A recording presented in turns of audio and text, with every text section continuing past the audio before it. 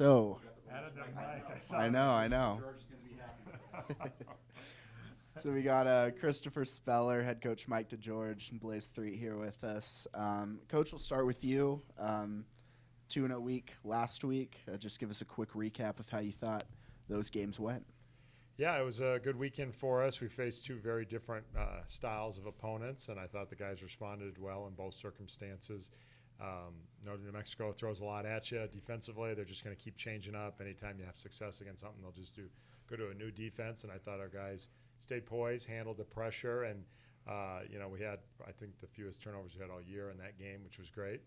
And then Simon Fraser was very long and athletic, and which was great preparation for this coming weekend with Mines coming in with their length, and that the guys handled things well. I mean, Simon Fraser really competed hard throughout the whole game and battled to the end and made a nice run near the end of the game, and our guys responded by finishing out the game. So all in all, it was a very good weekend for us. Well, Blaise, for you, you've been putting up a lot of points for the team this year and rebounding a lot too, which is something that not all guards do at this level. Can you just talk about that part of your game and how much pride you take in being able to rebound the ball even as a guard? Yeah, I mean, I have to give credit to Trev and Mac and Mick and everyone for really boxing out, because I think Coach told me I don't ever box out, so I kind of just get to go free run to the basket and grab the ball. But rebounding is kind of like a thing that it's all about timing and kind of knowing where the ball's going to go. So if you can get good at learning how to time the ball and jump at the right time, you can grab a lot of boards. But again, like I said, I don't really box out, so just being able to give credit to the big guys for boxing out and letting me just jump up and grab the ball it's cool. Christopher, for you, both you guys actually are pretty high up on the steals leaderboard for the conference. The whole team sort of has an identity of creating turnovers and forcing the other team to make mistakes. Can you just talk about the defensive side of the ball and how you guys are playing? Yeah, I just feel like we all have a good feel for the game, just seeing what the other defenders are going to do, just having that kind of mindset that we know what they're going to do at that moment. So just being ahead of the game and getting that steal plays a lot, and with all the steals that we get. And then, Coach, start of the conference season this week, right off the bat, you have Mines. They're nationally ranked, undefeated, and then Metro after that. Just talk a little bit about the two upcoming opponents. Yeah, one of the interesting things for us, and who knows how the season will actually end up, but if you look at the preseason rankings, the top four teams, we only play Black Hills and Fort Lewis once. We play them both on the road, and then we do have Mines twice, but it's the opening game of the year. So, if the projected top four are right, we only get one home game against them, and it's to open the season. So, I think it's obviously a very important weekend for us. Mines has added two transfers that have made a huge difference for them. And so they're just big and physical and talented team, and it'll take a great effort as always, not only to stop them because of their size and skill, but defensively they're just always in position and they just have big bodies, and so you just have to stretch them out a little bit more than you do other teams to really gain a significant advantage. It changes passing angles, everything, just kind of playing against them. And the Metro has a new coach, and he's got them playing really hard, and they're doing multiple things on defense and just really sound on offense. And so it'll be a big weekend for us to respond to the challenge of being in league play. Everything's just amplified a little bit, and two really good teams coming in. Well, questions? Patty? Guys, I mean, you've played together for so long, and I think that probably goes a long way in how quick this season started for you, because you guys know each other on the floor so well. Can you kind of talk a little bit about how the familiarity of really everybody on this team is and what it's meant? Yeah, I mean, we have I guess you'd call us a veteran team now. We've been third and fourth year guys, me, Reese, Trevor, Chris. We all came in the same class, so we kind of know where each other are going to be on the court, and we kind of know what we like to do and what we don't like to do. So just having experience, I feel like experience is the most important thing for us. Like just being in games and knowing sometimes teams come back, they're going to make runs, and us having experience knowing, okay, we have to stay calm, withstand the little punch they're going to give us and respond is really important for us. And having a veteran team like we do is it's going to take us a long way this year. I know that for sure. And just seeing, I mean, Mines this weekend, the length they have, in Metro, the athleticism is going to be two different games, and they're both going to be battles. We know there's going to be runs, so we just have to withstand that and hopefully come out on top. Let's go. Yeah, I could agree. Just with all of us coming in that our freshman year, then we all got a lot of minutes playing in those years. So those really helped us, I would say, be able to perform at this level and just be prepared at what the teams give us on both ends.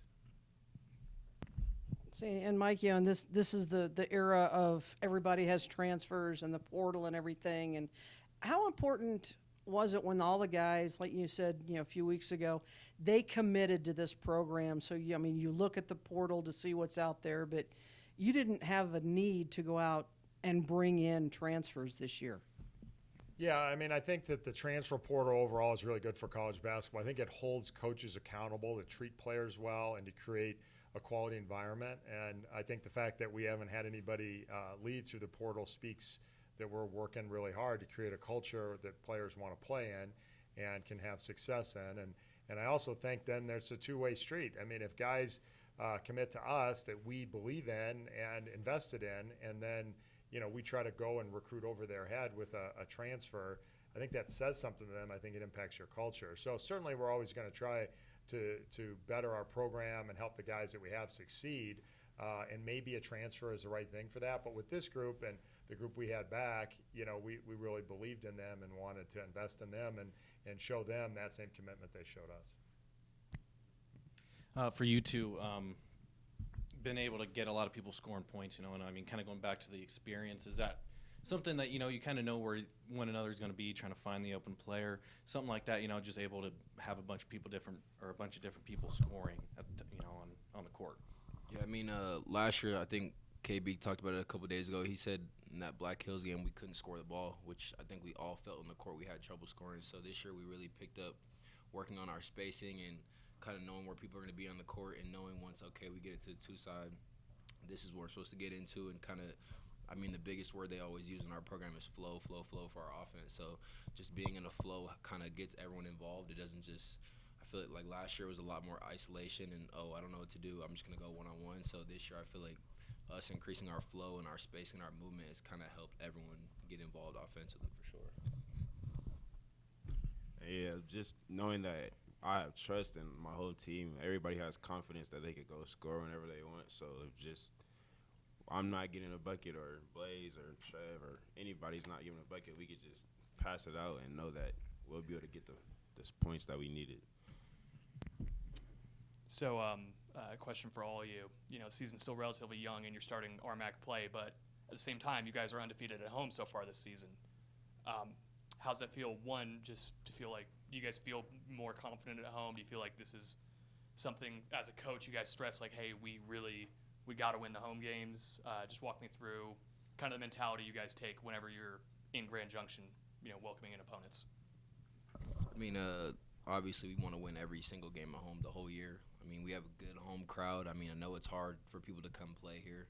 I know we have our little Maverick session that says a lot of crazy things to our opponents, so it's definitely hard for people to come in and win here, and we want to remain undefeated, obviously. So it's important to us protect home every chance we get. I know 2 games back-to-back is tough, especially if you're playing a lot of minutes, but just being at home, being more comfortable is always, in my favor, it always feels better than going on the road and trying to play in an environment that's new. The rims feel different. The court might be slippery. Somebody might feel loud, but being here, we kind of know what to expect every game. So just kind of being comfortable and just being comfortable every game and trying to win. So I'm going to have to disagree on that one. I feel like the away wins are better just because we go out there on these long road trips and then go win on their court. It feels way much better than at home. But home games, I feel like the whole team is comfortable playing here, and just the crowd, we feed off their energy, and those are always fun. So, but the away games feel better. I just think we get great support here, and obviously, as both guys have said, we can feed off the energy of the crowd. We're not on a bus for 8-10 hours. All of those things help, and we've had a really good record at home. I think last year a couple of times we relaxed a couple of times when we were at home, and and weren't quite as good as we have this sense of urgency on the road. And whenever this team feels a sense of urgency, knowing they're going to be challenged, they always answer the bell. And last year there were times where I think we showed up thinking, we were going to have an advantage in the game, and then we were in a dogfight. And so I think one of the differences from last year to this year, what our group learned last year, is every night it's a dogfight, and you got to be ready for that fight if you're going to have success. Doesn't matter where the game's played. And then, you guys have talked about Mines a lot. What's maybe one thing heading into that game you guys have been prepping for or kind of practicing for, or even something you guys want to do that you're saying, like, hey, if we do this, we have a shot against them? One thing that's always a little different versus them is that they're just always in position, and then they're so big. And so you really have to earn your space against them. And a lot of times, some of the teams we faced, if we have a good action, we create enough of an advantage where we get an easy opportunity. Versus them, it's like you got to put two of those together. You kind of have to make multiple efforts on offense to gain enough of advantage to really have success versus them.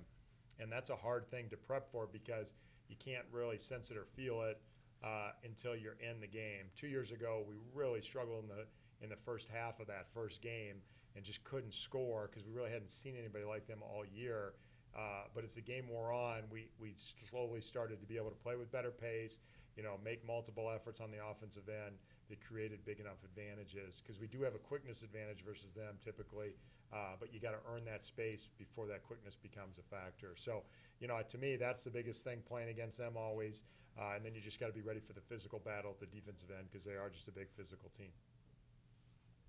I mean, for Mines, me personally, the thing I've been saying is over the past years, just playing against them and being in the game, I noticed they're the best out of all the RMAC teams, the best team, but they play the best as 5 people on the court. It doesn't feel like there's a lot of just everyone's trying to be one-on-one. It's a lot of individual talent. It feels like everyone's they're meshing together. They move together. Like Coach said, they don't really get out of position. And when we do get in the paint, we saw it on film, they all collapse on the paint. So we have to be able to make those early reads. I know I get too deep. Sometimes I get in trouble, and against a team this long and tall, it's going to be hard to make those exit passes and get too deep. So making red zone reads is really a crucial thing for me on Friday night, and just executing our game plan is the most important thing for sure. Yeah, just playing as my fault. Doing what the defense gives me, and just not trying to force anything on the paint, knowing that they pack, that they have size and length. Hopefully we get that win.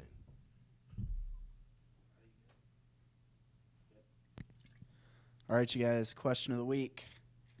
What is the most controversial food that you don't like? So a food that everybody likes that you don't like. All right, I'll start. I don't like condiments and dressings very much. Every time I go on the road and they have salad, I have to explain I don't want dressing, and I always get this judgmental look from the waitress, like, you don't want dressing on your salad? So that's probably mine. So. I'm about to say rice.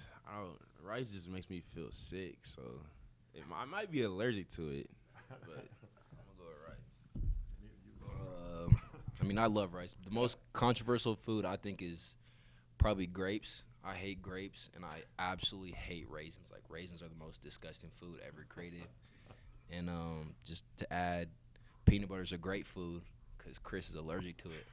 So we have a lot of peanut butter at our house.